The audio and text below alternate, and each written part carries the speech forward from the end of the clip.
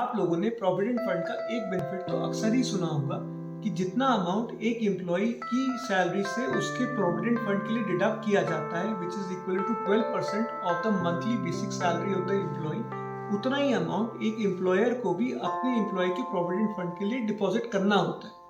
लेकिन क्या ये स्टेटमेंट यूनिवर्सली ट्रू है? एक्चुअली ये स्टेटमेंट यूनिवर्सली ट्रू नहीं है। ये स्टेटमेंट वहीं तक ट्रू है जब तक एक एम्प्लॉय की मंथली बेसिक सैलरी ₹15,000 या उससे कम है। जैसे ही एक एम्प्लॉय की मंथली बेसिक सैलरी 15,000 से ज्यादा हो जाती है, ये स्टेटमेंट फॉल्स हो जाता है। देखिए, जब एक एम्प्लॉयर अपने एम्प्लॉय के प्रोविडेंट फंड के लिए कंट्रीब्यूट करता है तो उसे 12% कंट्रीब्यूट करना होता है और वो 12% डिवाइडेड होता है ईपीएस और ईपीएफ में। ईपीएस यानी एम्प्लॉय पेंशन स्कीम का कंट्रीब्यूशन होता है 8.33%, whereas ईपीएफ का कंट्रीब्यूशन होता है 3.67%। लेकिन जो ईपीएस है जिसका कंट्रीब्यूशन 8.33% है, उसकी कैपिंग होती है 1250 रुपीज की। तो चाहे वैल्यू कितनी भी हो, एक एम्प्लॉयर को अपने एम्प्लॉय के प्रोविडेंट फंड में 1250 रुपए से ज्यादा देने की जरूरत नहीं होती।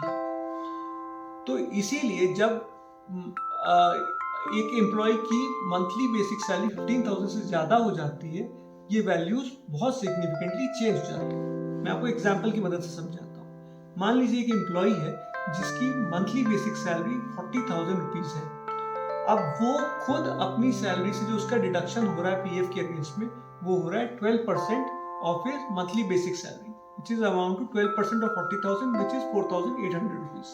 लेकिन जो एम्प्लॉयर कंट्रीब्यूशन है वो है 1250 rupees, which is the EPS, और जो पीएफ है जो है 3.67% of 40,000 rupees, which comes to 1,468 rupees.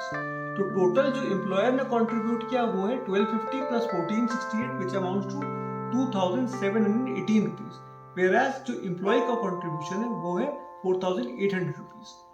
तो आप समझे इस बात को, जैसे ही एम्प्लॉय की सैलरी 15,000 से बढ़ के ज्यादा हुई, कंट्रीब्यूशन एम्प्लॉयर का सेम रेशियो में नहीं रहता है।